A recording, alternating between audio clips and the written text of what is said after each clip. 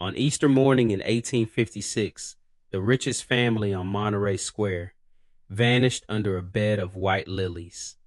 Not from the house, not from the road, not from a carriage accident outside Savannah, where the marsh fog could swallow a horse whole.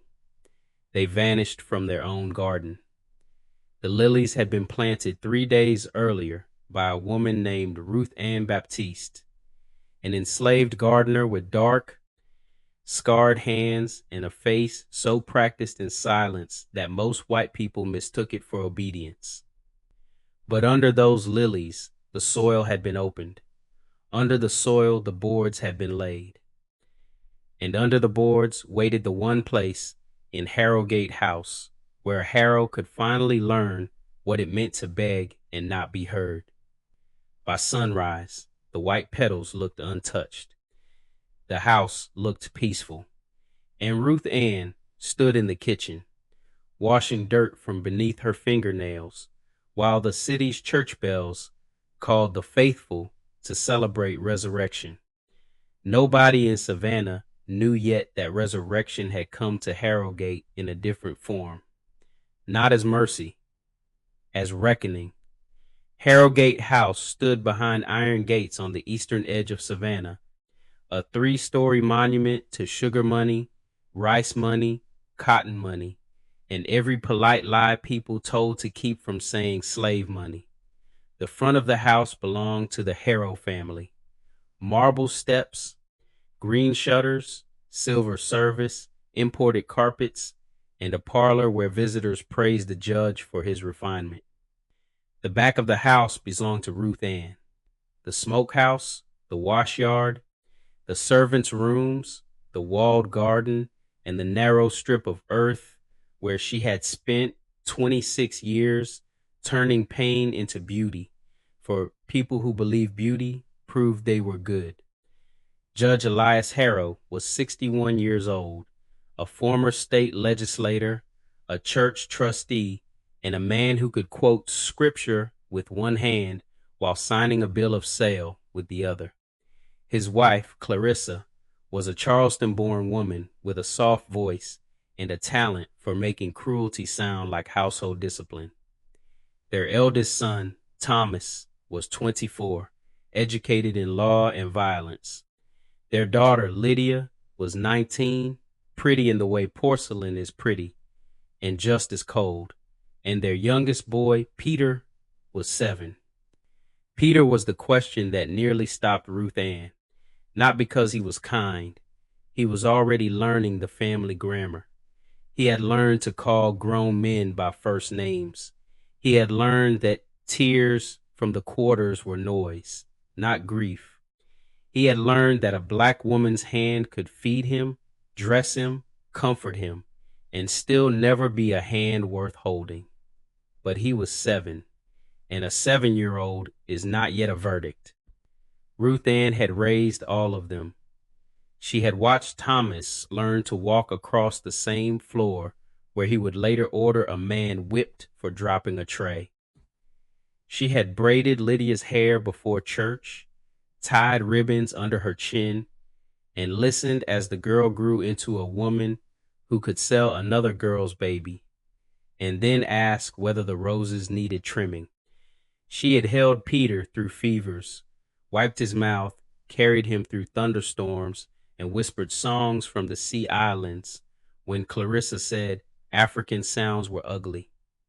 For years, Ruth Ann told herself that children could be rescued from the poison poured into them. Then came the week that emptied her of that hope. It began with a girl named Easter. That was her real name.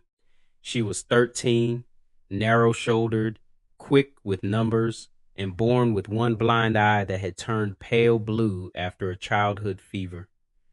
Ruth Ann had taught her how to cut herbs, how to sweep without raising dust, and how to keep her eyes lowered without letting her mind bow with them. Easter could remember every household order after hearing it once. She could measure flour by touch. She could tell by the kitchen fire whether rain would come before sundown. Clarissa Harrow called her defective. Thomas called her ugly. Lydia called her unsettling. And in March of 1856, after Easter dropped a porcelain cup because fever had made her hands shake, Clarissa told Judge Harrow. The girl lowered the appearance of the house. The sale took place on a Tuesday, not in a storm, not at midnight, not with drama fit for a stage. It happened in broad daylight with a receipt, a witness, and a price of $42. The buyer was a man from the riverfront with cream gloves and a narrow smile. Everyone knew the kind of house he supplied. No one at Harrogate said it aloud. Ruth Ann was ordered to wash Easter's face, smooth her hair, and walk her to the carriage. At the gate, Easter gripped Ruth Ann's sleeve so tightly that the seam tore. "Miss Ruth," she whispered, "I will work better. Tell them I will work better." Ruth Ann had no answer. She had survived 26 years by swallowing answers. But that day, something inside her stopped swallowing. That night, while Harrogate slept, Ruth Ann went into the garden with a lantern and stood between the lily beds Clarissa had ordered planted for Easter Sunday, white lilies, for purity, for resurrection, for the luncheon table. Ruth Ann looked at the damp earth and understood, with a calm that frightened even her, that the family had taught her everything she needed. They had taught her where power hides. They had taught her how people disappear legally.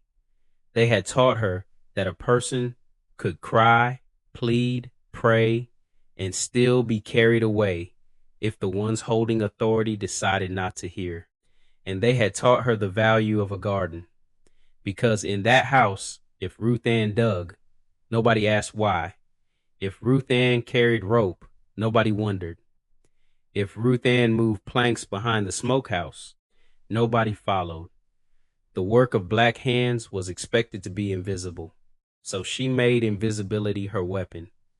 The first hole was not dug in rage. That was what troubled her later. Rage would have been easier to explain. Rage burns fast. Rage breaks things. Rage makes mistakes. Ruth Ann worked slowly. She took the soil out in baskets and spread it along the vegetable rows. She set the boards where the lilies could be lifted and replaced. She tested the ground with her own weight. She covered the seams with damp straw and petals. By dawn, the bed looked newly turned for spring. By the end of the second night, there were 3 hidden chambers beneath the garden. By the end of the third, there were 4. The 5th place she prepared was not a grave. It was a root, a loose brick behind the stable, a bundle of food under a feed sack, a note stitched inside a scrap of cloth naming a free black fisherman on Hutchinson Island who owed Ruth Ann's dead husband a debt no white law had recorded. That place was for Peter, because Ruth Ann had decided something that made the rest of her plan more terrible, not less. The adults would answer. The grown heirs would answer. But the child would not be buried for lessons he had been taught before he could read.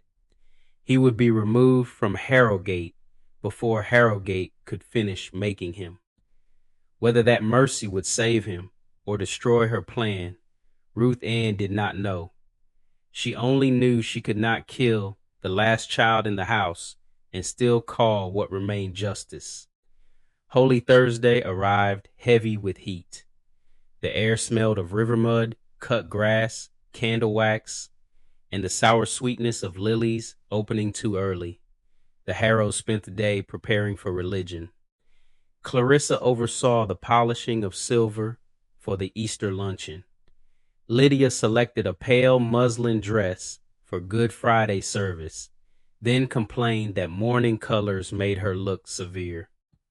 Thomas drank in the study and mocked the rector's sermon before he heard it. Judge Harrow reviewed contracts at his desk including one for 3 boys being moved downriver after Easter. Ruth Ann saw the paper when she brought coffee. 3 names, 3 ages, 12, 15, 17. The ink was still wet. That was when any remaining doubt left her. Not in a dramatic burst, not in a cry to heaven. It left like breath leaving a body. By sundown, Ruth Ann had finished the supper, banked the kitchen fire, and told Peter to meet her before morning if he wanted to see something better than the Easter eggs his sister had hidden. He asked what it was. A secret, she said. Children at Harrogate loved secrets because secrets were usually kept from the quarters. Peter smiled, and Ruth Ann hated that she loved him enough to feel pain. At 4:30 on Good Friday morning, Ruth Ann woke him. He stood in his nightshirt, shivering. She dressed him in rough clothes, taken from the laundry bundle, rubbed ash lightly along the pale parts of his collar, and pressed a piece of cornbread into his hand. "Do not speak unless spoken to," she whispered. "Do not say your name. Do not say your father's name. Walk to the stable. There is a man waiting beyond the back lane." Peter's face changed. The old certainty slipped. "Am I in trouble?" "Yes," Ruth Ann said. It was the truest thing she had ever told him. He began to cry, quietly at first, then with the panic of a child realizing that the world has moved without asking him. "Where is Mama?" Ruth Ann knelt in front of him. For one moment, she was not the gardener, not the servant, not the woman with 4 waiting pits under the lilies. She was the person who had held him when thunder shook the glass. "Your mama cannot save you from what this house is making you," she said. "Go now, and if anyone asks who raised you, do not say my name." He wanted to argue. Children always think love can reverse a closed door. Ruth Ann touched his cheek once, then pushed him toward the passage. A boy disappeared through the dark. By 5, Harrogate had 1 less child. By 6, the judge came into the garden. Every morning, Elias Harrow walked the paths before breakfast, inspecting the grounds with the pride of a man who believed ownership and creation were the same thing. He loved the garden because visitors loved it. He loved the lilies because Clarissa had told half the church they would make the Easter table look heavenly. He did not love the woman who made them grow. He found Ruth Ann beside the Eastern bed, holding a basket and a pruning knife. "Up early," he said. "As always, sir." "There is water standing near the lilies," she said. "I thought you would want to see before Mrs. Harrow notices." The judge frowned. He hated waste almost as much as disobedience. He stepped where Ruth Ann pointed. The earth opened beneath him. It did not make a large sound. That was the first surprise. A man could fall out of the world quietly. He dropped hard into the narrow dark, striking the side wall with his shoulder. For a moment, he did not understand. Then Ruth Ann looked down at him, and he understood too much. "You foolish woman," he gasped. "Get me out." Ruth Ann's face did not change. She had imagined speeches. She had imagined curses. She had imagined telling him every name he had sold, every back he had opened, every child he had priced lower than his silver. But when the moment came, the words were simple. "You taught this house that people can be put where no one hears them," she said. "Today, Judge Harrow, you will learn your own doctrine." His voice changed then. Authority fell out of it. First anger, then command, then negotiation, then fear. Fear was the voice she knew best, not because she had heard it from him, because she had heard it from everyone under him. Ruth Ann covered the opening, not all at once. Never enough for mercy, enough for darkness, enough for him to know the garden had closed. At 8, Clarissa asked why her husband had not come to breakfast. Ruth Ann said, "The judge had gone to inspect the lower property near the river." Clarissa was annoyed, but not alarmed. Men in that world were allowed to disappear for business. Women were expected to wait. At 10, Clarissa went to the garden herself with a list of flowers for the church arrangement. Ruth Ann met her at the jasmine arch. "The lilies near the east wall are bruising," Ruth Ann said. "I feared cutting the wrong stems." Clarissa sighed the way she sighed when a black woman's uncertainty interrupted her holiness. "For heaven's sake, Ruth Ann, must I do every delicate thing myself?" She crossed the bed without looking down. Clarissa's scream rose once and vanished into soil and boards. Ruth Ann looked at her in the pit. There was fear there, but also offense, as if death had broken etiquette by touching her. "Ruth Ann," Clarissa said, forcing dignity into a trembling voice, "this is madness. Whatever grievance you believe you have, we can correct it." That almost made Ruth Ann laugh. "Correct it?" Clarissa held up a shaking hand. "I have always treated you better than most." There it was, the sentence that had fed on Ruth Ann's life. Better than most. As if there were grades of bondage fine enough to become kindness. As if a clean dress on Sunday erased a sale on Tuesday. As if cruelty, when done in a polished room, became discipline. "You sold Easter for $42, Ruth Ann said. Clarissa's mouth tightened. "That girl was not your child." "No," Ruth Ann said. "She was only somebody's." Clarissa prayed while the first soil fell. Not a prayer of repentance, a prayer for rescue. There is a difference. By noon, the church bells rang for Good Friday service, and Clarissa Harrow lay beneath the flowers she had chosen for the altar. Thomas came home drunk from service before sunset. His collar was open. His boots were dusty. He carried the pleased expression of a man who had enjoyed performing sorrow in public and expected comfort in private. He called for his father, then for wine, then for Ruth Ann. She found him in the back hall, angry that the house did not rearrange itself around his wants. "Where is everyone?" "In the garden, Master Thomas." "What are they doing out there?" "Waiting." That word should have warned him.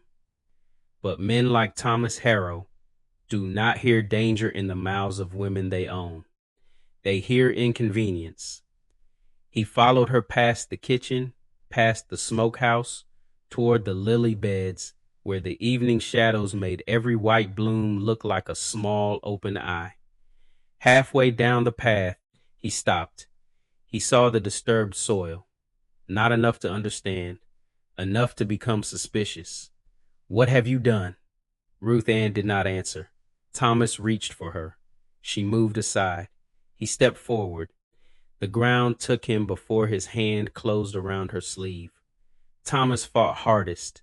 Of course he did. He was young. He was strong. He still believed the world owed him an exit. He cursed her with every word he had been trained not to use in parlors. He promised dogs, fire, iron, the square. He promised pain so vivid that Ruth Ann, listening above him, realized he had been carrying those promises inside him long before he needed them. "You are not angry because I became cruel," she said. "You are angry because I became possible." That line silenced him. Only for a breath. Then he shouted for his mother. Ruth Ann looked toward the lilies. "She heard you before," she said. "She did not come." By dusk, Thomas Harrow was gone from the surface of the earth. 3 beds were closed. 1 remained. Lydia returned after dark with a headache and a temper. She had stayed with a friend after service, trading solemnities in front of adults and gossip in private. She entered Harrowgate expecting lamps, supper, and the usual orbit of servants. Instead, she found the house dim, the parlor unlit, the dining room untouched, and Ruth Ann standing at the foot of the stairs with a candle. "Where is my mother?"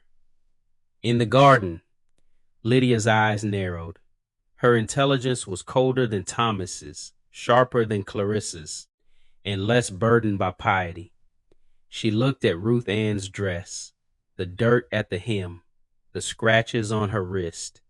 For the first time in her life, Lydia Harrow really saw the woman in front of her. Not as furniture, not as function, as danger. "What did you do?" Ruth Ann lifted the candle. "What this house did every day. I moved people where they could not refuse." Lydia backed away. That was the difference between her and the others. She believed quickly. She ran for the front door, screaming before she reached it. Ruth Ann had not planned for speed. Not that much speed. Lydia crossed the hall. The latch was in her hand when old Jonah, the stableman, stepped from the side passage and blocked the door. He did not touch her. He did not need to. For 20 years, Lydia had ordered him around as if age, strength, and grief were inventions. Now he stood between her and the world, and the shock of his refusal froze her long enough for Ruth Ann to catch up. "Please," Lydia whispered. It was the first honest word Ruth Ann had ever heard from her. Not kind, not changed, honest. Ruth Ann looked at Jonah. He looked back. No one spoke. Then Lydia was taken to the garden. The final bed waited beneath lilies that had opened fully in the night air. Lydia did not curse. She bargained. She offered money she did not control. Freedom papers she did not possess. A ticket north she could not safely write. Then, when the earth came up around her, she tried confession. "I was raised this way," she said. "You know that. I did not make the world." Ruth Ann stopped. For a moment, the shovel hung in her hands. "No," she said, "but you were old enough to enjoy it." Lydia began to sob. The sound traveled through the lilies, through the jasmine, through the humid garden, and into the house where empty rooms held their polished silence. By midnight, there were 4 sealed beds behind Harrogate House. Judge Elias Harrow, Clarissa Harrow, Thomas Harrow, Lydia Harrow, and somewhere in the marsh dark, Peter Harrow was either in a boat, under a blanket, or already lost. Ruth Ann did not know. That was the price of the mercy she had chosen. It had no proof. Saturday came gray and breathless. No storm broke. No lightning tore the sky. The world did not mark what had happened. Milk was delivered. A butcher's boy knocked twice and left a parcel in the shade. 2 ladies called with questions about Easter arrangements and were told the family had withdrawn into private devotion. Ruth Ann served lies with the same steady hands that had served coffee. By afternoon, the first crack opened. Reverend Silas Wren arrived, worried by the Harrows' absence from Good Friday observance and the judge's failure to send promised funds for the church flowers. He was not a cruel man. That made him dangerous in a different way. Cruel men announce themselves. Men who believe they are decent can stand in a house built on suffering and notice only when the silver is missing. Ruth Ann told him the family was resting. He studied her face. "You look unwell." "I am tired, Reverend." "Is there trouble in this house?" There had been trouble in that house since, before he first took tea in it. But Ruth Ann knew what kind of trouble he meant, the kind white people counted. "No trouble, I can tell you," she said. That answer troubled him. He left slower than he entered.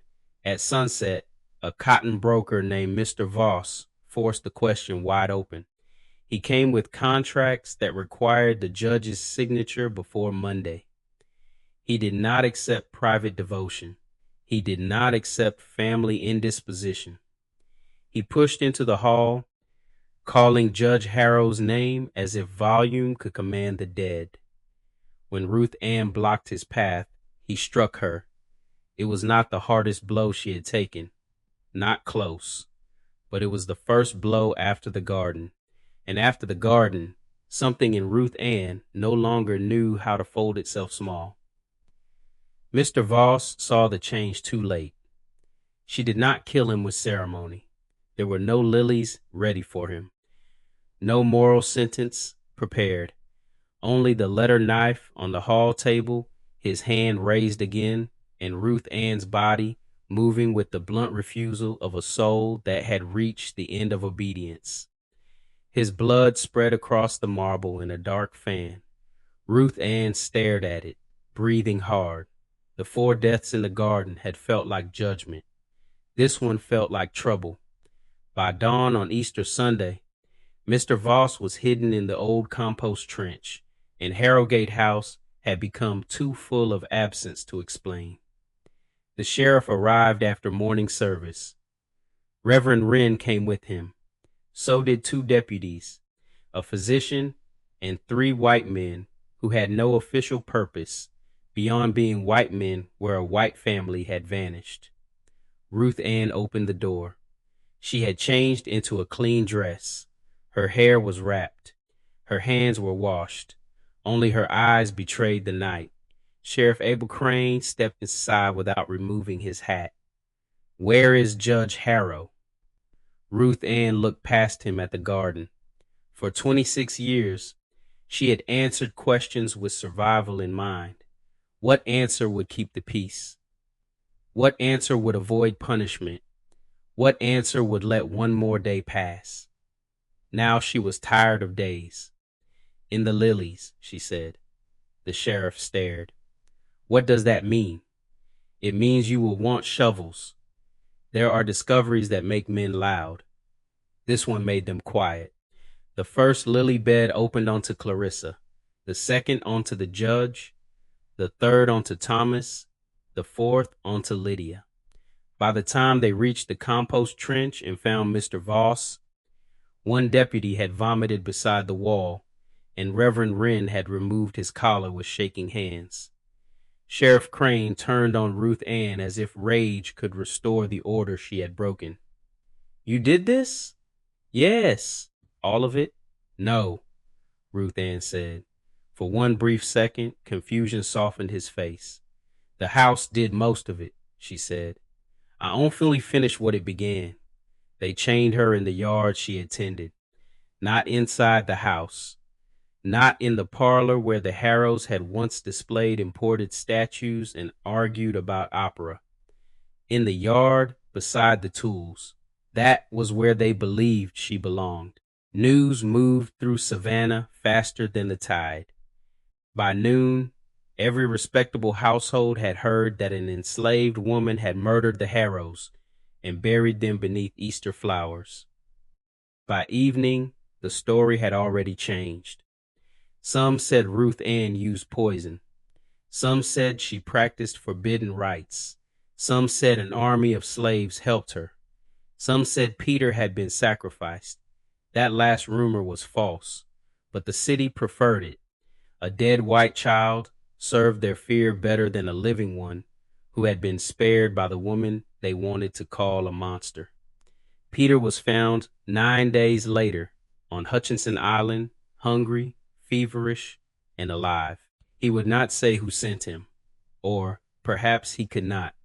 The fishermen had hidden him in a shrimp shed until patrols found the boy and beat the old man senseless for the crime of sheltering property he had not stolen.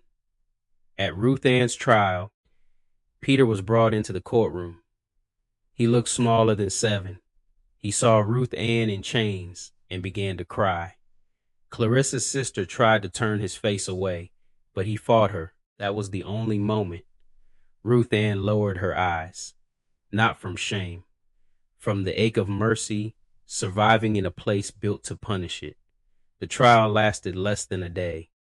No court in Georgia was built to ask why an enslaved woman killed a white family. It was built only to confirm that she had. Witnesses described the bodies.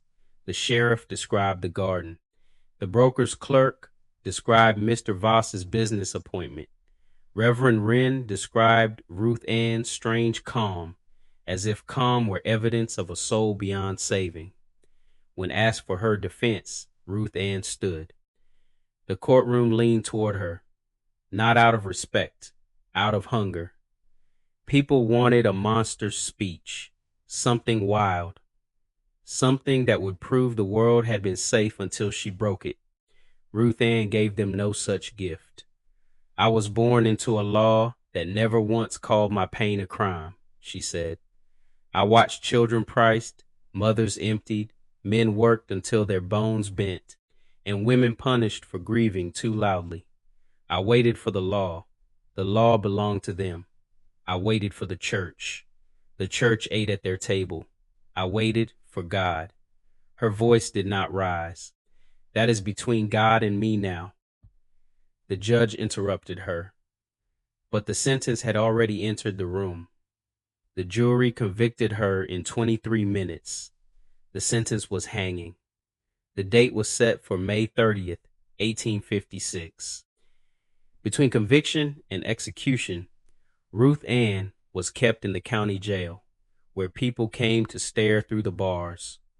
White visitors came expecting madness and found a woman who asked for water, mended her own sleeve, and slept when she could. Black visitors came when they could find excuses. A laundress, a jail cook, a boy carrying wood, a man sent to repair a hinge. They did not ask whether the story was true. They asked the questions people ask when truth has already done its damage. Was she afraid? Had Easter suffered? Had Peter lived? Did the judge beg? Ruth Ann answered some. Not all. Certain things belonged to the dead, and certain things belonged only to the soil. On the morning of the execution, Savannah was bright with late spring heat. The crowd was larger than the sheriff expected. People climbed fences. Boys sat on wagon roofs. Women held parasols as if attending a fair. Ruth Ann walked to the gallows in a plain gray dress. Her head wrap was clean. Her hands were unbound, only long enough for the rope to be placed. Reverend Wren offered prayer. She listened. When he finished, he asked if she wished to confess her sins. Ruth Ann looked toward the part of the crowd where the black faces stood packed together behind the white ones. She did not look for Peter. She knew they would not let him come. I have confessed to what I did, she said. I will not confess that their lives weighed more than ours. The sheriff gave the signal. The platform fell. Ruth Ann Baptiste died before noon. The newspapers called her wicked. The Harrow relatives called her unnatural. The church called the killings an abomination and held a collection for a memorial window. No collection was held for Easter. No window was raised for the 3 boys whose transfer papers had been on the judge's desk. No sermon was printed for old Jonah, who disappeared from the stable yard 2 weeks after the trial and was never found by anyone willing to admit it. Harrogate House did not last. For a few years it stood empty, its garden overgrown, its iron gate chained shut. Children dared one another to touch the lilies. Women crossed the street rather than pass it after sundown. Then a cousin sold the property. The garden was cut apart. The wall came down. The lily beds were leveled, and a warehouse took the place where Clarissa once planned her Easter table. The city tried to make the story into a warning. They told it as proof that kindness to slaves was dangerous, proof that order must be stricter, proof that violence lived naturally in the people they held down. But in the quarters, in kitchens, in wash yards, in rice fields, on boats moving through black marsh water, the story changed again. There, Ruth Ann was not made simple. She was not made innocent. The people who carried her name knew better than to turn her into a saint. They knew what blood cost. They knew what violence did to the person forced to use it, but they also knew what the city refused to know: that Harrogate had been violent long before Ruth Ann picked up a shovel, that the garden had been a graveyard before it had bodies, that a house can murder for decades and still be called respectable until one of the dead begins to answer back. Years later, after the war came and legal slavery fell, Peter Harrow returned to Savannah as a grown man, not to reclaim the house. There was no house left, not to defend his family. By then, even memory had tired of them. He came with a question he had carried since childhood. He wanted to know why she had sent him away. No record gives us his answer. Maybe nobody could give it to him. Maybe the answer was in the fact that he lived long enough to ask. Maybe Ruth Ann's mercy was not soft. Maybe it was the hardest part of what she did. Because revenge can close a circle, mercy leaves one open, and an open circle can become a door. Today, there is no marker for Ruth Ann Baptiste, no stone for Easter, no plaque where Harrogate stood. Savannah keeps prettier histories for visitors: balconies, squares, moss in the trees, stories polished until the chains disappear. But old cities remember through the ground. They remember what was planted. They remember what was hidden. They remember whose hands made beauty for people who would not call them human. And sometimes, when the lilies open too white in the heat before Easter, the old story rises again. Not as a command, not as comfort, as a warning. A garden can hide many things: bodies, receipts, names, mercy, rage. But it cannot hide the truth forever. Sooner or later, the soil gives back what the house tried to bury.